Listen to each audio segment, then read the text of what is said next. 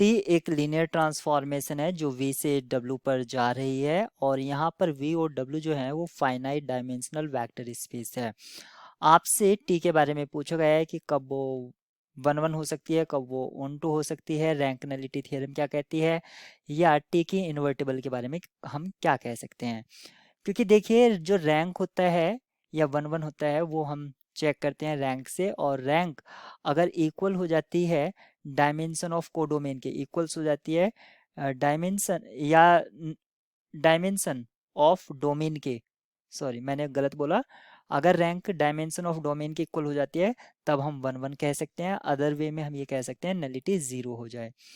अगर टी एक linear transformation है जो वी से डब्ल्यू पर, और अगर ये दोनों ही सेम डायमेंशनल वेक्टर स्पेस हैं तो 1 1 और ऑन टू 1 1 और ऑन टू टुगेदर होंगे, और naught 1 1 naught 1 1 and on two ये भी टुगेदर होंगे।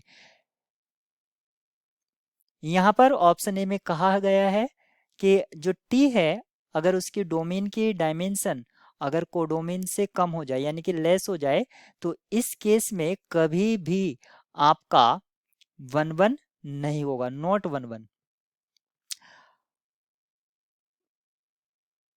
सॉरी अगर लेस है तो इस केस में कभी भी ऑन टू नहीं होगा, क्योंकि ऑन टू के लिए क्या है, प्री इमेज देखनी पड़ती है। तो प्री इमेज जिसमें इमेज जा रही है या जिसमें हम चेक कर रहे हैं वो कभी भी लेस नहीं होना चाहिए। तो यहाँ पर प्री इमेज हम वी में देखेंगे तो, और अगर ये डायमेंशन कम है तब ये ऑन टू नहीं होगा।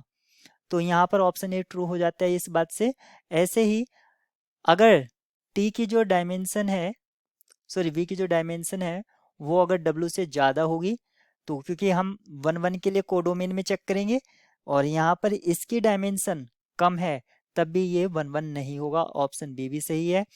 रैंक नलिटी थ्योरम यहाँ पर ये गलत स्टेटेड की गई है, और अगर डायमेंशन इक्वल होती है फाइनाइट डायमेंशनल स्पेस में तब हम उनको इक्वल कहते हैं, ना कि टी इन्वर्टिबल कहते हैं। ये ऑप्शन भी गलत है। करेक्ट ऑप्शन ए और बी होगा।